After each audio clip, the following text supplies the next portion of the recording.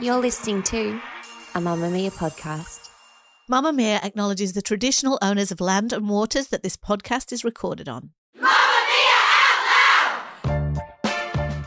Hello and welcome to Mamamia Out Loud, what women are actually talking about on Wednesday, the 7th of August. I'm Holly Wainwright. I'm Leah Freedman. And I'm Jessie Stevens. And I'm sorry I was away the other day. I was sick and I really had FOMO. I really wanted to be on that episode because there were lots of things to talk Meghan about. and Harry, yeah. No, Mia. I don't think it Jessie wasn't about. She was happy to have missed Yes, that. that I was happy about, but Em filled in, did a brilliant job. On today's show with Jessie Stevens, things just got weird. How a schoolyard insult has become the most effective political strategy in the US election, and why the man who coined it is Kamala's new right-hand man. Also, there's worms in the village food and a very hot man sleeping in a park. Yes, it's our expert Olympic roundup. And the Truth Council friendship theory. One of the world's richest women says she runs every big decision by 3 specific people. And it's what you don't want to talk to them about that teaches you the most. But first, Jessie Stevens. In case you missed it, Ben Affleck has been described as the most divorced man you've ever seen. The actor, who as far as we know is still married to Jennifer Lopez. No ring, though. No ring, but sometimes ring. I went through the timeline yesterday in granular detail, and every time you light the rings off, the ring comes back on. JLo's moved her engagement ring to her right hand, and I don't think she's wearing her wedding ring anymore.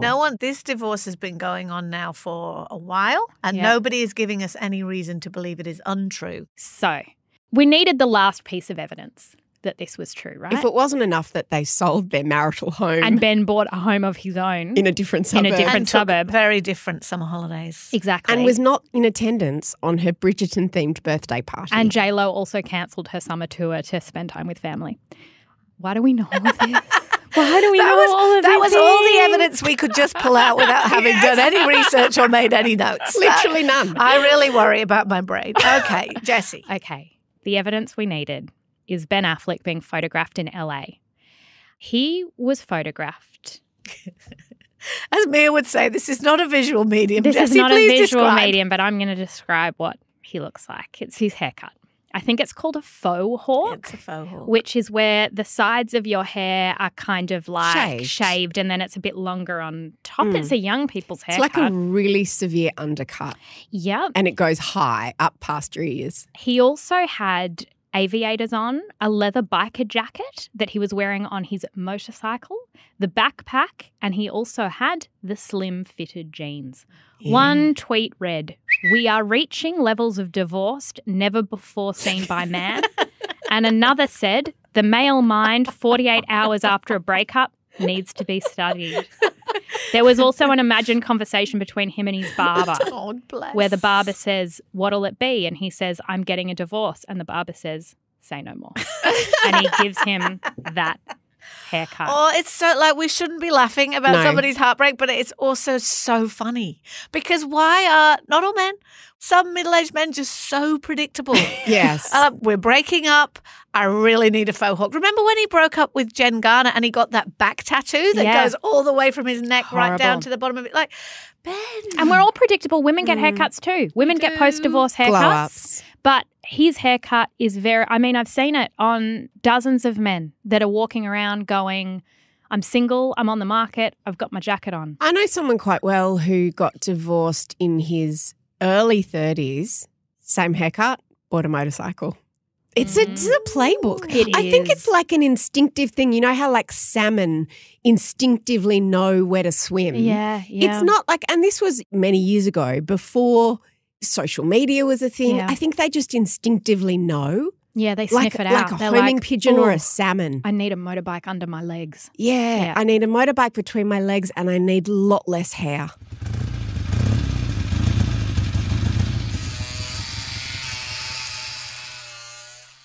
So this is Google searches for weird.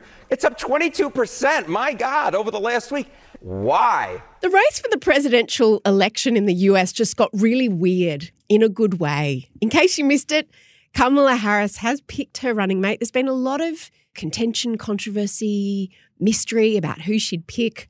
It was between a couple of white guys and she picked the one called Tim Walz. He is 60 years old, and if you said, Siri, show me a picture of a really kind grandpa, you would see a picture of Tim Walz. And he's not a grandpa, is he? He's not a grandpa. In fact, it's alarming for me to realise he's only a few years older than me. I felt the same way, and I was like, I'm a grandma, so what do you know? It's interesting, though, because Kamala's 59 and he's 60, and you put them next to each other, and it is very much like this is what 60 looks like for men and women. Yeah. Like, there's very different. They are contemporaries, but they look almost of slightly different generations. So why did she pick him? I'm so glad you asked. Few key reasons. The first is that he is going to be very good in appealing to Midwestern voters. So the swing states, which are the ones that in Australia we would call them marginal seats, the ones that the Democrats need to win government, they are rural states, Midwestern states like Pennsylvania. He is the Minnesota governor, and he's very popular. He joined the army at 17, was in the army for 24 years. Then he decided to become a teacher, retrained. He's been a long-time advocate for women's reproductive rights. He's also got some really great plucky dad vibes. There was a video that went viral in the last couple of weeks where he was at a state fair with his daughter. It shows him screaming on a ride called a slingshot, and then he's encouraging her to eat a corn dog. And she's like, Dad, I can't, I'm a vegetarian. And he goes, well, then have turkey. Yeah. He's very funny. But the whole reason that he has shot to prominence, he went to the top of the leaderboard really fast. A few weeks ago, no one had even heard of him in America. No, I was hearing Shapiro. I was names. A lot of people were saying Shapiro up to 2 days ago. Yeah. Yes. Because Pennsylvania, as you said, Mia. Yes. He is the governor of Pennsylvania. But the reason that Tim Walz came in out of nowhere to the top of the leaderboard was because he did an interview where he referred to J.D. Vance, the new Republican vice presidential candidate, as weird. Here is a little bit of that interview. These are weird people on the other side. They want to take books away. They want to be in your exam room. That's what it comes down to. And don't, get sugarcoating this. These are weird ideas. Listen to them speak. So after he did that interview, because, they've tried lots of different words. How do you describe Donald Trump and a threat to democracy and an existential threat and J.D. Vance and convicted felon? Yeah, all of those things. But weird was just a very down-home way to describe some of his behaviour. Like he talked about, he hugs a flag and he goes, I love a flag too, but it's a bit weird, like hugging a flag. That interview went viral and it was immediately picked up by other Democrats and clearly became part of their messaging, because then you heard a whole lot of other Democratic candidates and governors and surrogates for Kamala using that word weird. Well, it's just plain weird. And every day it comes out Vance has done something more extreme, more weird. It's not just a weird style that he brings. It's that this leads to weird policy. We're using this fake living room to talk to you about a super weird idea from J.D. Vance. These guys are just weird. That's who they are. So fascists depend on fear. The fascists depend on us going back. But we're not afraid of weird people. We're a little bit creeped out, but we're not afraid. Holly, I want to ask you, what do you think about the use of the word weird? Because Hillary Clinton, we know, kind of ended her campaign in some ways when she described Donald Trump supporters of a basket of deplorables, and that didn't go well for her. But weird seems to have had the opposite effect for Tim Walz and the Democrats. Well, weird plays into our current vibe, which is the brat vibe, which is all very like, oh, we're all just being a bit naughty and we're all just being very informal and we're having fun and this is the TikTok election, etc. Because deplorable's a very tricky word and it's very demeaning. Weird works for that. And also, he is right. The kind of stuff that J.D. Vance is talking about, people with children should get more votes, it is weird. And right? There's the whole story about maybe he had sex with a couch, he had sex with a couch, but, and which he didn't, which is a fake story. But if he did, it would be weird. Don't spread fake news, Mia. In the interview that you're talking about, what he said that was really solid. He said, there's something wrong with people when they talk about freedom to be in your bedroom, freedom to be in your exam room, freedom to tell your kids what they can read. That stuff is weird. He's right. It is weird and it's extreme. And there's no doubt that one of the biggest weapons for progressives here is the fact that a large proportion of MAGA people, J.D. Vance is one of them, want America to become an extreme religious state, right? A conservative Christian state. And that is weird. So where women have no rights. Yeah. So this is a good word, right? But the MAGA people think it's weird that there are people who are same-sex attracted, and weird that some women want to use contraception, and weird that some people are questioning their gender. The problem is, though, with weird, I really hope, and I know that I'm not a highly paid Democratic strategist, so what do I know? But I kind of hope that weird is a flash in the pan, because is religious conviction weird? Is any behavior that you don't agree with or seems a bit unusual weird? I would tell my kids not to call kids weird. My son gets called weird all the time. Like, weird is different. Weird stands out. Weird is unusual. My personal feeling about it is that it feels a bit negative and a bit name-cally. But then also I'm aware that I'm being very Gen X in that reading of it, because I'm sort of taking it quite seriously. No, I share that discomfort, and you just made me realise that it was because I got called weird at school. Like, it was an insult that was used, and there's something about that word that still, it doesn't sit right with me. And I was thinking about what the word weird actually means, because it's a way of othering. It's a way of saying I'm normal and you're not. It's a way of saying you're not particularly bothered. Like, you're not ramped up. You're not losing it. You're that this person isn't a threat. No, don't you think they're a bit weird? It's very excluding and stigmatising in a way, isn't it? But Jessie, do you think that, because you know how we've talked before about how the Trump attitude to politics is name-calling, they're weird. J.D. Vance likes to talk about normal people as opposed to non-normal people. Yeah. And we've talked before about whether or not you've got to fight fire with fire. Given all the things you're saying about weird, is this just an example of, the Democrats are playing Trump at his own game? Because it does seem to have really bothered him. Nobody's ever called me weird. I'm a lot of things, but weird I'm not. And I'm up front. And he's not either, I will tell you. J.D. is not at all. They are. It's all a soundbite. It does seem to have worked, but there is a distinction between what Clinton did with deplorables and what Walz is doing. And I watched every clip I could find of him using the word weird. And you will find that he is very, very clever. J.D. Vance and Donald Trump are weird. He does not refer to their supporters, to the party. He's gone out of his way to say a lot of Republicans are very fine people. Yeah. And he's said J.D. Vance and Donald Trump. What I think is interesting about it, and I know what you're saying, and I don't think it's something, it might stick around, but what I like about it and what I think the intention was is to be very passive-aggressive in a way that's, what's the worst thing you can do to a bully is laugh at them. I understand what you mean about if someone is in a vulnerable position, like a child, or it happens at school, someone's called weird, that's different because that's punching down. This isn't punching down. This is almost like the Emperor's New Clothes, to go, they're saying all these things. They want to ban contraception. They want to ban IVF. They want to burn books. They're hugging flags. They're, talking about women and cats. It's a bit weird. It's a bit weird. Yeah, kind of very true. And he's right. It is weird. Yeah, because all they've got is this. Donald Trump and J.D. Vance are all about this thrusting version of masculinity. And if you try and match that with anger, but if you just kind of go, the Emperor's wearing no clothes, these guys are just a bit weird. And this seems to be Kamala's vibe, right? Because last week when Trump gave that disastrous interview at the Association of Black Journalists, and he said that Kamala used to be Indian and then she decided she was black, and just very, very incendiary stuff. She took the road that you're describing, Mia. She just kind of went, same old nonsense. Yeah. She didn't go, this is outrageous, I'm offended, which she had every right to do so, let's be honest. It seems that this is the strategy, is let's laugh at them, let's mock them, let's not get too furious about them. So they're making badges for the conference, Make America Laugh Again, because I think this is the mood. I really do. And I think that there's a thing on the internet, if someone attacks you, a very Gen Z response is to say, why are you so obsessed with me? Yeah. And it just, instead of going, oh, no, and fighting back, you're just like, why are you so obsessed with me? And that's kind of what the weird thing is. What he's won as well is, and I think there was probably some concern that the Harris campaign picked up a lot of momentum and was harnessed by the TikTok generation, who have an attention span of 11 seconds.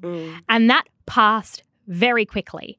And what he managed to do that Democrats haven't managed to do in a very long time is harness the attention economy, which is also what this will be about. He is a brilliant interview. Like he thinks on his feet. He's not rehearsed. He's lovely. He's candid. He's a brilliant interview, which I think is a really good thing.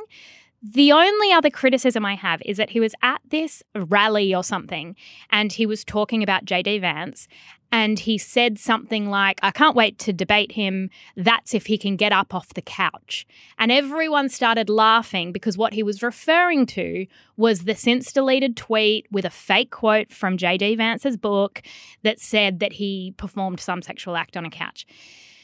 When you've got the Republicans yelling about fake news and truth hangs in the balance, do we want to play this game? It was really interesting to watch that because I thought the exact same thing. And then I thought he also over-egged it by going, see what I just did there? Yeah. And you could see Kamala was standing in the background trying not to laugh but also shaking her head. And you just know that afterwards she'd go, hey, nah. Wind it back. Because even if you just said, if he can get off the couch, that would have been a nod, but he should have just played it then really straight. Yeah. And that would have been a nod to the people who knew.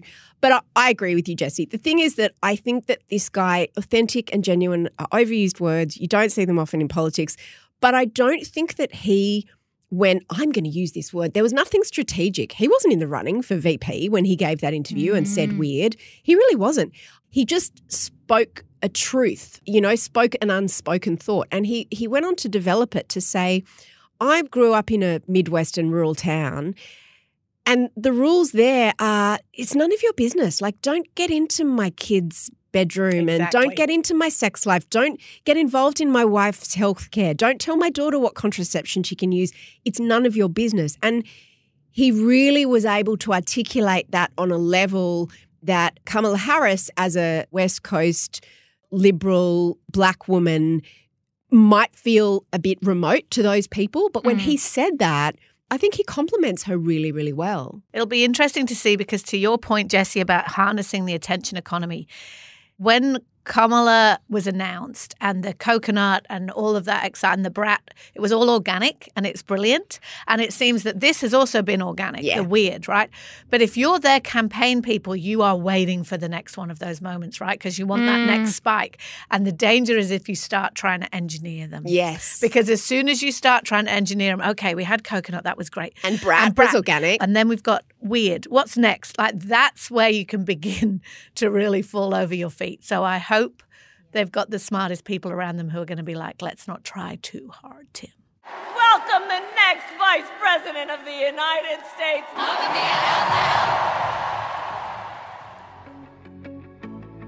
Every Tuesday and Thursday, we drop new segments of Mamamia Out Loud just for Mamamia subscribers.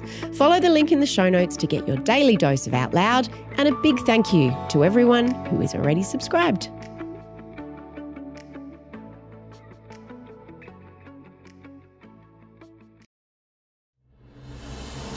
All good vibes. Great vibe. What a great time.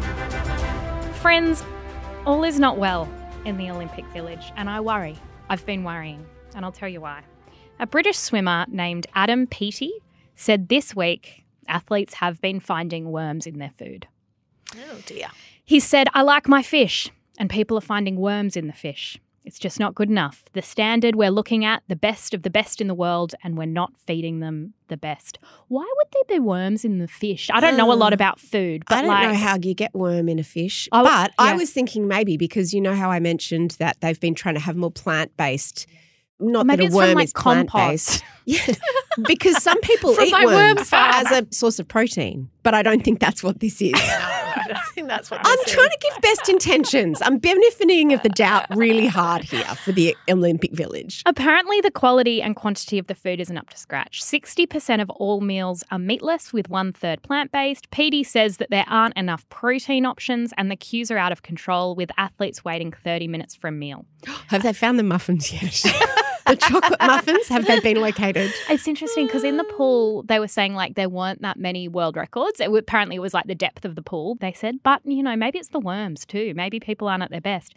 Apparently, they also keep running out of eggs and chicken. And I know nothing about anything, but I feel like eggs and chicken are important for an athlete. Holly, Your mate, the Italian swimmer, isn't loving the village either, is he? Have you met Thomas Chechon? I have. He became viral this week purely on the basis of being really hot. Yeah. And as the hot men correspondent around here after Monday's Glenn Powell segment, which I enjoyed way too much, I don't want to be creepy. Like, that would be weird. He's also like young enough to be like my best rip. But there is a very handsome Italian swimmer, Thomas Chechon, who He's young enough to be your lover. Yeah, oh my goodness. That's a whole other story. He is all over everything because he's very good looking. Casually shows, all swimmers show their abs and their abs are amazing. Yeah, that's because I have to swim in a swimming pool. But it's true. Got this kind of lived in, slight circles under the eyes, scruffy vibe, and everybody loves him. Anyway, everybody loves him. And then he was photographed sleeping in a park after complaining about the conditions at the village. We did discuss this, that apparently the beds are too hard to have sex on, which is a problem. I hate that. If you're as hot as Thomas. No, I'm not making any assumptions about what he's doing in there. But a rower took a video of him sleeping on a white towel under a tree, and he did say that he usually sleeps in the afternoon because he's Italian, right? And that's culturally what you do. But he's struggling to rest in the Olympic Village, so he's just heading out and sleeping under a tree. As a form of hot protest. As a form of he says there's no air conditioning in the village, it's hot, and the food is bad as per your story. So now he's just out there. And the thing that I like to imagine about this is that all the people who saw that footage are just like patrolling the parks of Paris, hoping to stumble across a sleeping Italian swimmer under a tree. Was he just in a random park or was it within the village? I think it was a random park. I think it was, because it just seemed like a random person photographed him. And he was just being really beautiful, lying on the floor asleep. It's very vulnerable. I don't know. He likes gardening like you. He wanted to be close to the plant. He did. On the Olympic Village, there's another problem. Tokyo in 2021 was known as the COVID Olympics, but Paris is where the virus has actually wreaked a lot of havoc. Do you know, out of I'd sort of forgotten that there even was an Olympics, but it was in 2021, Tokyo was determined to have it. There were all these bio things. There were no spectators. You had to put on your own medal. Everyone had to wear masks. Do you remember we kept saying before it, we kept going, they're going to cancel it. Of course they're going to cancel it. How can they have the Olympics? But they did. And out of the 5,000 athletes that were there were only about 50 cases or not even that many. And they were sent to isolate in hospital and then they were sent home. So in terms of biohazards, it really wasn't one. They managed it incredibly well. Well, at least 3 members of the Australian swim team have tested positive. Lani Pallister had to pull out of the 1,500 metres. A few athletes we know have competed with the virus. One is a breaststroker, and he was expected to medal. And it's clear that it's affecting performance, that people who are competing with COVID are not at except for the Australian gold medalist in BMX who had COVID when she won a gold. That's what I was going to say. Saya Sakabara, who won, as you say, Australia's first gold medal in BMX, she had COVID at the start of her competition week and then went on to bloody win a gold medal. And 5 players in our water polo team also tested positive. I thought it was interesting that the Olympics don't have any rules about mandatory testing or you can't compete. You're totally fine if you want to, as far as I know. If you're a water polo player who has it, which is quite a contact sport, you're good to go and play, which is why I think it is going rampant. And for some, through the village. Yeah, for some, I guess symptoms are going to be not great. And then for others, they have antivirals and stuff on hand. So they are recovering quite quickly. But I just keep thinking, imagine that you've trained for 4 years and then you get a positive just before your 1,500 metre swim. It's also setting the bar a bit high for those of us who get sick and just want to go to bed. So true. I don't want to be too flippant about COVID because we know that for some people it's very serious and, all of those things, you've got to avoid infection. I think one of our gold relay swimmers just had COVID. Yeah, she did. And I was like, that's not fair. Because we're like, guys, it's really important to rest. And they're like, I'll just do my relay. I know. Do you know what the most exciting news, though, coming out of Paris overnight, apart from the sighting of the swimmer in the park, was Australian Arissa True, who won gold in skateboarding. She's just 14 and she's our youngest ever gold medalist.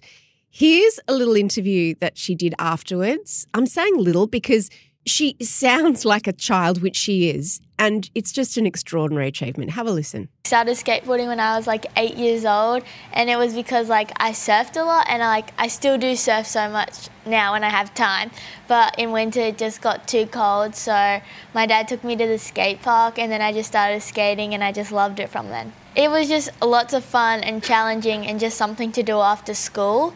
Like when I started skateboarding, there wasn't a lot of girl skaters around my age, so I just skated with most of the boys more. Thank you, Channel 9, for that audio. And then she said more girls came and started skating when she was about 10. What an inspiration. And how many girls are going to be skateboarding now? How many? And boys, but very, very impressive. She achieved a top scoring run of 93.18 in the final and described the experience as super cool. Interestingly, so you get 3 runs. She fell on her first run and she just kept going. It's so funny watching the skateboarding. I was watching it last night. Every sport has a very different aesthetic, as you would say, Hole. The competitors tend to look the same way, which is very distinctive, tribal. So with the skaters, they all wear these really cool clothes. Backwards caps? Most of all the girls have really long, straight hair because it's kind of like surfing culture. They're just really cool. See, I turned it on once. There was a guy with a backwards cap. He just fell off his skateboard for 15 minutes and I was like, I could watch this up A lot of the them road. skate with headphones or AirPods in and listen to music really loudly when they do it. Same with the BMX riders. Really interesting. If you are still interested in the Olympics and you can't get enough, can I just do a quick plug for this week's episode of Cancelled, which is all about the Olympics. It's about all the sex. It's about the weird sports. Oh, my God. It's about what is and isn't allowed, the things that have been cancelled. It's a lot of fun. We'll link to that in our show notes. Before we go to our third segment, are you two aware that Claire and I personally are giving away a holiday to Turkey? Stop lying. That feels like too much work for you. You're not. You're really not. Okay, someone else. Can we have it? Okay. Can well, it's for 2 I win people. it? So, you two can. Are you subscribers? Yes. Yeah. Okay, well then, you can. Claire and I, as part of Lazy Girl giveaways, I must say, there are clever, organised people who do a lot of the work behind the scenes, but Claire and I are really enthusiastic about it. They have organised a trip to Turkey with Explore Worldwide. It is valued at over $9,000. It's an amazing prize. And if you win, then you get to go with a friend. I love how it says friend. Nowhere does it say partner. Everyone's like, no, choose your favourite friend. Mate. The whole thing is planned for you, so you don't have to do any of the organising. It's great for lazy girls. Have you guys been to Turkey? No. I've been. I have. I beautiful. loved it. It's one of my favourite places. I can't wait to go back. Entering couldn't be easier. If you are a Mamamia subscriber, then you are already in the running. And if you are not yet, then I have a code for you.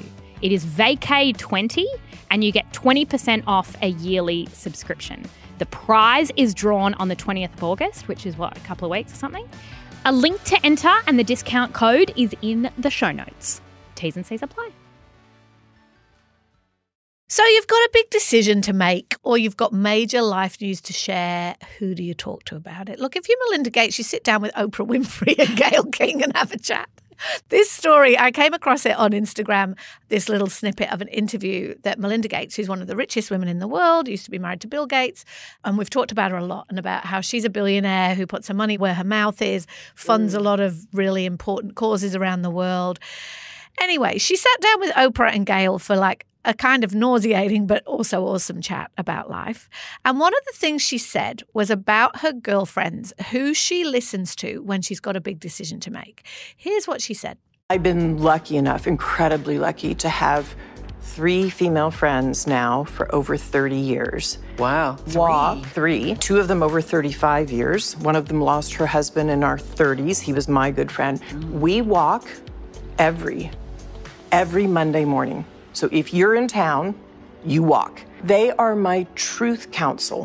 Whenever I'm going to make a really hard decision or make a big transition, I know I have to have the courage to tell them. They're your kitchen cabinet. They're my kitchen cabinet, and they're honest with me. Yeah. Yes. And Melinda, if it's something that you don't want to tell them, because I've had things where I go, I'm not going to tell her because I know what she's going to say, then you know that's the wrong thing. When you really need to tell them. That's when you really and you know you're off track. Yes, there's been times I go, I'm not going to tell her because I know what she's going to say. But that's when you should know that that's not the right decision to make. You need to tell me. I recognise this immediately because I'm always sharing my deepest thoughts with Oprah and Gayle as well. It's just they don't talk back to me. It's the news or the decision that you don't want to tell some of your closest friends about because you know what they'll say and what that then says about what you think you should do. Did it resonate with you, Mia? Who's in your kitchen cabinet? I had a slightly different take in that Sometimes I'll be wrestling with something and I'll have to think about which of my friends I tell because I kind of know their point of view. And you want them to agree with you. For example, or you know their expertise, maybe. No, it's almost the opposite of that. It's because I don't necessarily want them to agree with me, but I know, this is why therapy's so good, because I know they'll bring their point of view to it, which sometimes you really want. But other times, like for example, if you're going through a rough patch in your relationship, and I talk to my divorced friends, I don't want them to be all like, oh, well, you know, you should. Not that they'd necessarily say that, but I know that their lens on marriage is pretty negative in many cases. So I find that. And then also there's something about there are certain things that don't feel real until you tell people.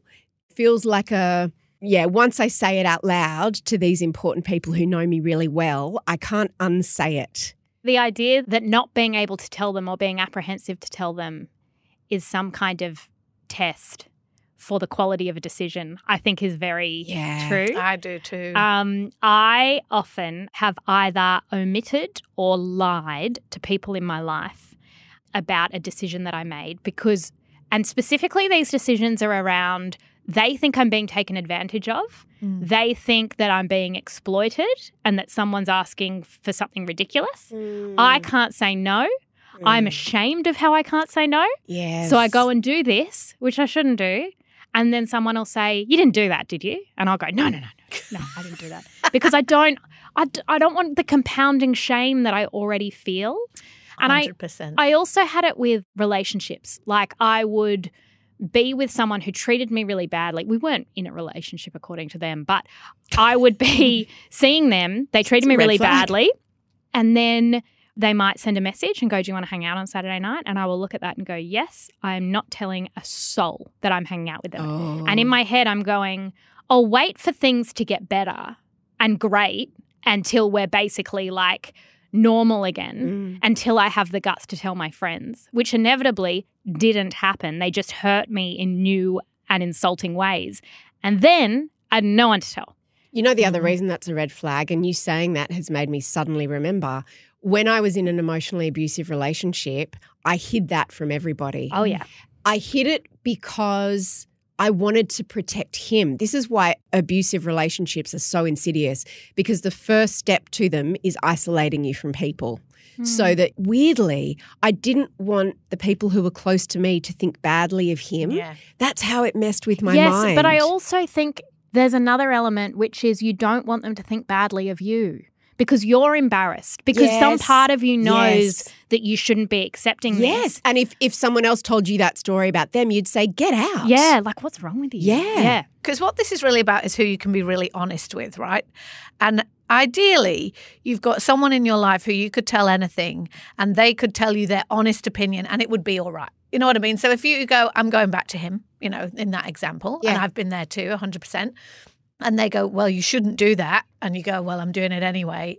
But, you know, we're all going to get through this. Do you know what I mean? They'll still be there next time you turn up at their door crying and needing cake or whatever. I think it's a good filter, what Melinda says, for when you're wrestling with a decision and you think, how will this feel when I tell people? And then if you've got the people in your head who love you and who have your back, and that's really important, like, because as you say, Mia, we know friends' different filters, and I've got some friends who are great for work advice, some friends who are great for a relationship advice, some friends who are great for parenting advice, and so you might select them that way. But you've got some people in your life who you know you can trust their judgment 100%. They don't have baggage. They're not going to try and steer you in a direction that will make them feel better about themselves or whatever. But if you imagine, how will it feel when I say this out loud, and you know you'll be embarrassed, it's a really good flag. When I eventually did tell my friends and my parents about this relationship, it was after 2 years, and it was when I needed some help to go. Not some actual physical help, but I also wanted to burn the bridge behind me a little bit, and I knew that once I told them, they couldn't unknow what I had told them, and so they would, I can't say they wouldn't let me go back, but it would be very difficult for me to go back. So I almost did it as a way to bolster myself and immunise myself against that decision. I have a group chat of girlfriends, back to what you said, Jessie, about when your friends know you're doing the wrong thing. We all have trouble with saying yes to things that we don't want to do, like you say, right?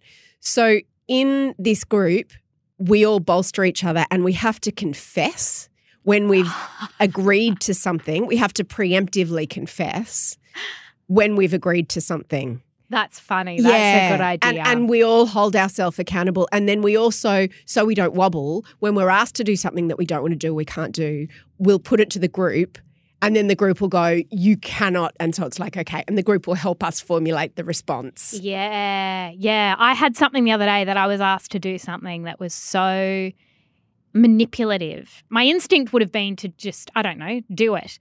Luca was this. He just went, oh no, and like just had the answer so quickly. Yeah. And I was like, oh, that's a decision made for me. But I also think that there's something about the walking part. Yeah.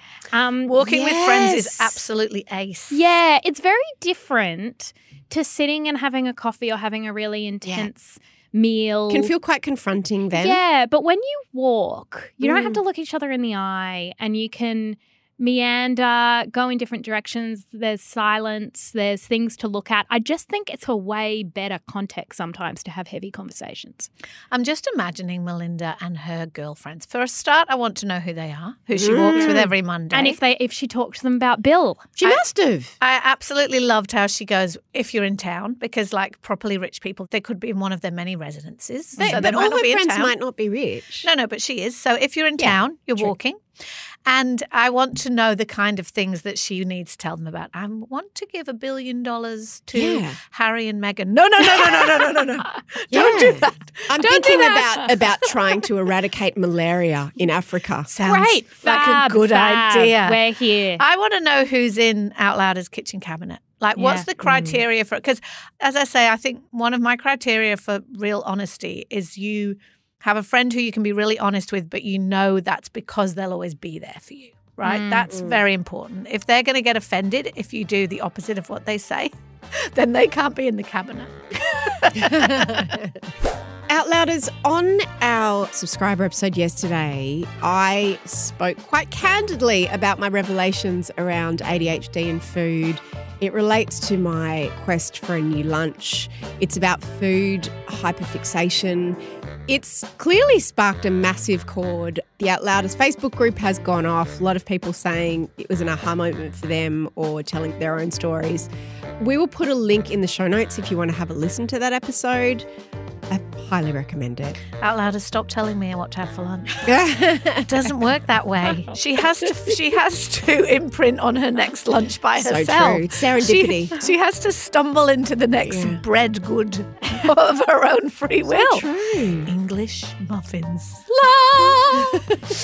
That is all we've got time for today. A massive thank you to all of you Outlouders for listening to our show today and every day, and to our fabulous team for putting it together. We're going to be back in your ears tomorrow. Bye. Bye. Shout out to any Mamamia subscribers listening. If you love the show and you want to support us, subscribing to Mamamia is the very best way to do it. There's a link in the episode description.